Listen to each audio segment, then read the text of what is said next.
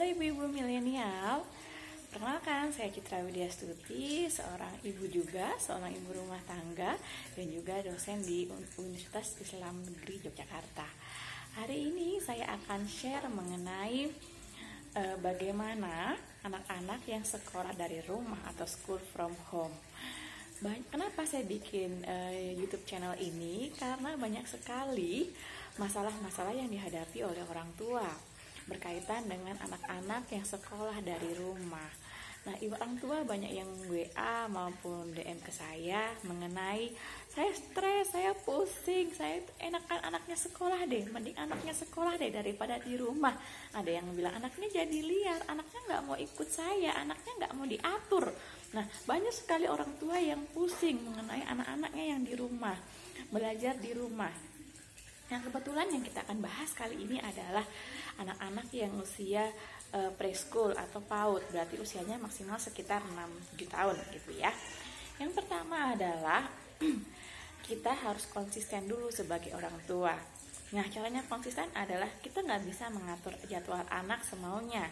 Kita harus yang pertama adalah briefing and role playing.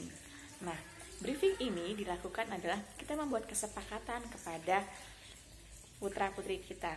Kita akan menghadapi sekolah dari rumah sampai mungkin kira-kira sampai Desember tahun ini. Jadi cukup lama kita akan belajarnya di rumah. Jadi anak akan masuk ke dalam otaknya bahwa dia tidak akan ke sekolah sampai beberapa bulan ke depan. Nah, kemudian setelah diberi pengertian seperti itu bahwa dia tidak akan bertemu dengan teman-teman sekolahnya kecuali kalau bisanya mungkin Zoom meeting bisa ketemu ya. Nah, lalu kemudian kita akan bilang kita akan sekolah dari rumah bersama mami atau bersama papanya atau bersama orang yang ada di rumahnya, nenek atau kakek seperti itu. Nah, setelah anak-anak sudah diberitahu, lalu kita tanyakan, kira-kira maunya sekolahnya itu mau jam berapa? Kita sesuaikan dengan jadwal sekolah ya nak, seperti itu.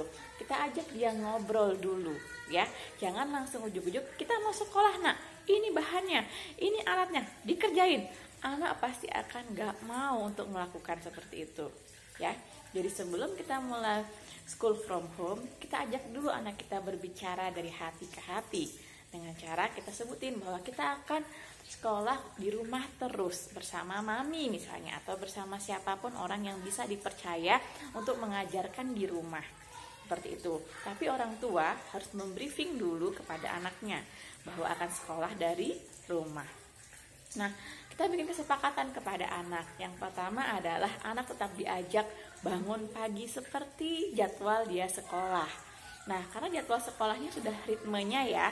Kalau anak saya itu sekolahnya 7:30 udah masuk sekolah. Berarti persiapannya jam 6 dia juga sudah harus bangun. Nah, jadi sama seperti school from home, anak juga akan disuruh bangun sekitar jam 6. Anak bangun jam 6, jadi kita akan bilang, nah besok kita akan mulai sekolah dari rumah. Berarti bangunnya pagi kayak waktu sekolah ya, jam 6. Kita akan mengikuti ritme seperti di sekolah. Bangunnya tetap pagi, jadi nggak mau kadang tuh sesempatnya ibu deh atau sesempatnya orang tua seperti itu. Kalau seperti itu anak bakal tidak mau konsisten dan anak bisa saja mengeles atau nggak mau karena orang tua juga tidak konsisten. Nah, kita berusaha untuk konsisten kepada anak dengan cara membangunkan dia jam 6 pagi misalnya setiap hari. Kemudian seperti sekolah, kemudian setelah itu mandi, makan seperti mau berangkat sekolah biasanya. Nah, kemudian setelah itu baru ada beberapa orang tua yang anaknya mau juga pakai seragam gitu ya. Oke, boleh, it's okay, mau pakai seragam boleh, mau enggak boleh gitu ya. Betul, kalau anak saya enggak mau pakai seragam gitu karena di rumah. Jadinya ya sudah, ketika usah pakai seragam it's okay, tapi dia akan belajar bersama-sama kira-kira kurang lebih setelah mandi, makan, kemudian dia siap untuk belajar. Kenapa sih harus mandi, makan dulu gitu? Nggak di terakhir aja habis belajar atau nanti aja dia belajarnya gitu ya? Karena otak kita saat kita masih baru bangun pagi itu masih fresh. Tambahan kita mandi dulu, kemudian kita sarapan, kita siap untuk beraktivitas. Sehingga kalau misalnya terlalu siang, anak-anak sudah mulai malas seperti itu. Jadi mandi itu sangat penting sekali. Mandi sangat penting sekali, mandi pagi. Karena banyak sekali orang tua dan anak-anak seperti itu malas untuk mandi pagi. Karena selama ada di rumah, karena kan gak kemana-mana, jadi bisa mandi 1 kali sehari. Tidak, itu membuat kita menjadi malas.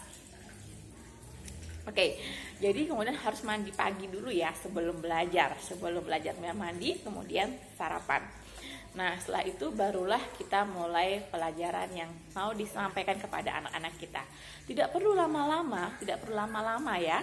Hanya cukup sekitar, kalau untuk anak-anak PAUD mungkin sekitar 30 sampai 1 jam itu sudah cukup, sangat lama buat mereka, ya.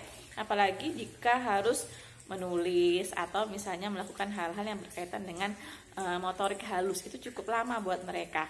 Nah, sehingga siapkanlah waktu sekitar 30 sampai maksimal 1 jam untuk belajar dari mereka. Besok kita akan lanjutkan bagaimana kita akan menyiapkan bahan ajar untuk anak-anak. Oke, terima kasih. Assalamualaikum warahmatullahi wabarakatuh.